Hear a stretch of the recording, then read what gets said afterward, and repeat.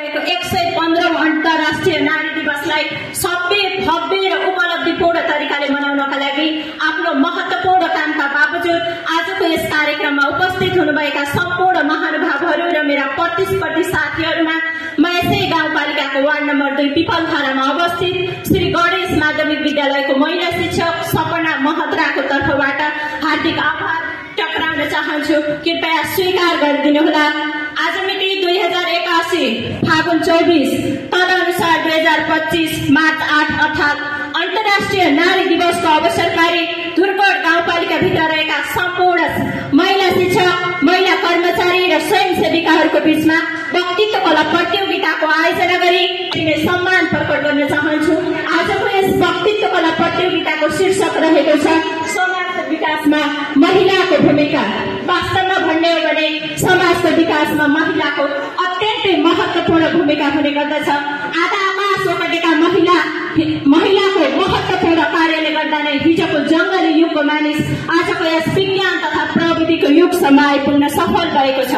आज विश्वमा जे जति उन्नति तथा प्रगतिहरू भएका छन् ती सबैमा कुनै समय आफ्नो श्रीमानबाट श्रीमानको लाससँगै जिउँदै जलाइनु पर्ने महिला, एउटा श्रीमानले 5-7 जना श्रीमती भित्राउँदा त्यो पुरुषलाई मर्दको संज्ञा दिने हाम्रो समाज अनि एउटा 5-7 वर्षकी अबोध बालिकाको 55-60 वर्षका वृद्धसँग अलमेल विवाह गर्दा त्यो विवाहलाई कुनै प्रतिकार गर्न नसक्ने हाम्रो समाज, दाइजोको नाममा जिउँदै जलाइनु पर्ने सम्पत्तिको नाममा केही पनि नदिने, त्यसै गरी बक्सीको नाममा बलमूत्र खुवाइने आजका हाम्रो समाजका महिला आजको यो अवस्थासम्म आइपुग्दा पक्कै पनि हामी महिलाको भूमिका अत्यन्तै महत्त्वपूर्ण रहेको देखिन्छ।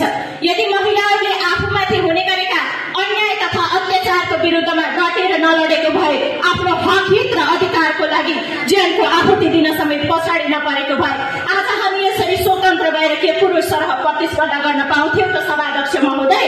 अवश्य पाउँदैनथ्यौँ। सभाध्यक्ष महोदय भनिन्छ नि नारी देवी हुन्, नारी लक्ष्मी हुन्, नारी सरस्वती हुन् अनि आवश्यक परेको खण्डमा नारी महाकाली पनि हुन्। नारीले आफूले जस्तोसुकै अवस्थाको सामना गर्नु परे तापनि आफ्नो परिवार र समाजलाई उत्कृष्ट बनाउनका लागि परिवार र समाजकी मूर्ति हुन् अनि नारी प्रेरणाकी स्रोत पनि हुन्। प्राचीन युगदेखि अहिलेको आधुनिक युगसम्म आइपुग्दा विश्वका अनेकौं राष्ट्रमा नारीले महत्त्वपूर्ण भूमिका निर्वाह गरिसकेका छन्। विश्वभरका महान नारीहरू क्लारा जेन्टिन, फ्लोरेन्स नाइटिङ्गेल, महारानी Elizabeth, Margaret Thatcher, Indira Gandhi, madam Curie, Junko Tabei आदि पनि महिला थिएनन् त सभाध्यक्ष महोदय?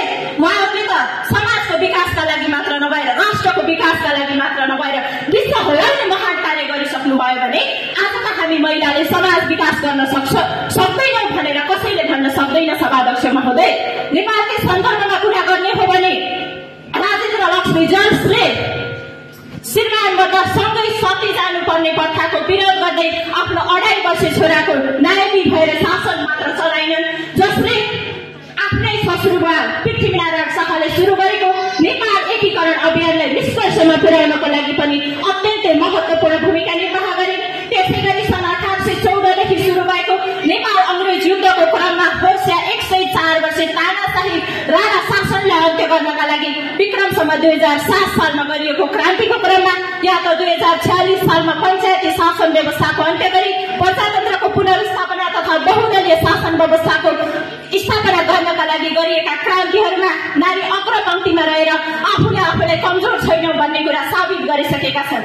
त्यसै गरी विक्रमसम्म 2052 सालदेखि सुरु भएको सशस्त्र जनयुद्धको क्रममा जनमुक्ति सेना बनेर होस् या 2062-63 सालको जनआन्दोलन भाग 2 मा नारी अग्रपंक्तिमा उभिएर महत्त्वपूर्ण भूमिका निभाएको कुरा हाम्रै आँखा अगाडि स्पष्ट छ। नेपालको पहिलो राष्ट्रपति विद्यादेवी भण्डारी, सुशीला कार्की, ओमश्री घती, पम्फा भूषाल, पारिजात, झमक घिमिरे, सावित्र भण्डारी साम्बा, मङ्गुर बाबा जोशी, अनुराधा कोइराला आदि त केवल केही प्रतिनिधि पात्र मात्र हुन्। नेपालमा यस्ता महिलाहरू धेरै छन् जसले प्रत्यक्ष तथा अप्रत्यक्ष रूपमा परिवार, समाज र राष्ट्रलाई विकास गर्नका लागि महत्त्वपूर्ण भूमिका निर्वाह गरिसकेका छन्। सभाध्यक्ष महोदय, आज हामी जुन ठाउँमा छौँ त्यसको पछाडि यिनै महिलाहरूको महत्त्वपूर्ण हात रहेको छ। आज हजुर जुन ठाउँमा हुनुहुन्छ के त्यसको पछाडि महिलाको हात छैन त? अवश्य पनि छ। महिलाले अवसर पाउने हो भने पुरुष र अझ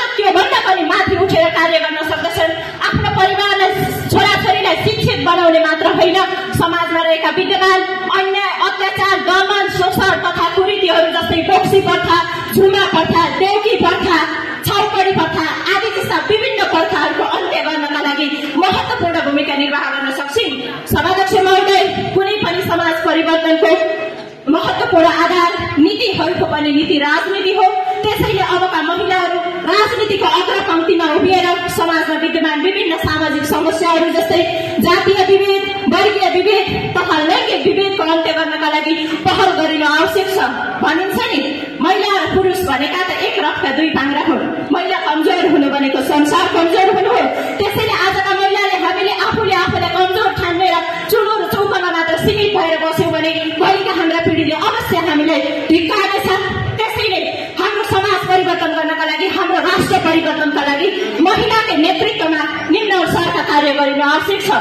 समाजमा विद्यमान अन्याय, अत्याचार, दमन तथा शोषणको अन्त गर्नका लागि, समतामूलक समाज निर्माणका लागि सशक्त आवाज बुलन्द गर्ने, समाजमा रहेका सामाजिक परम्परा तथा रूढिवादी परम्परालाई हटाउनका लागि शिक्षा तथा चेतनाको विकास गराउने, सामाजिक, आर्थिक, राजनीतिक तथा प्रशासनिक क्षेत्रमा संविधानले दिएको 1/3 होइन कि आधाभन्दा बढी प्रतिनिधित्व गर्ने अवस्थाको सुनिश्चित गर्ने। त्यसै गरी अहिलेको वर्तमान परिप्रेक्ष्यमा धेरै पुरुषहरू वैदेशिक रोजगारीमा रहेको अवस्थामा हाम्रो परिवार सम्हाल्नेदेखि लिएर हाम्रो समाज सम्हाल्ने, हाम्रो राष्ट्र सम्हाल्ने जिम्मेवारी पनि हामी महिलाकै काममा आएको छ र त्यो जिम्मेवारी हामीले अवश्य पूरा गर्नेछौँ भन्ने हामीले बाचा पनि गर्न चाहन्छौँ। त्यसै गरी महिलाले गर्ने धेरै घरेसी कामहरूको उचित मूल्याङ्कन गरेर महिलाहरूलाई घरेसी कार्यबाट पनि अगाडि बढाउन सकिन्छ। त्यसै गरी गाउँघरमा विभिन्न प्रकारका घरेलु तथा कुटीर उद्योगहरूको स्थापना गरी समाजमा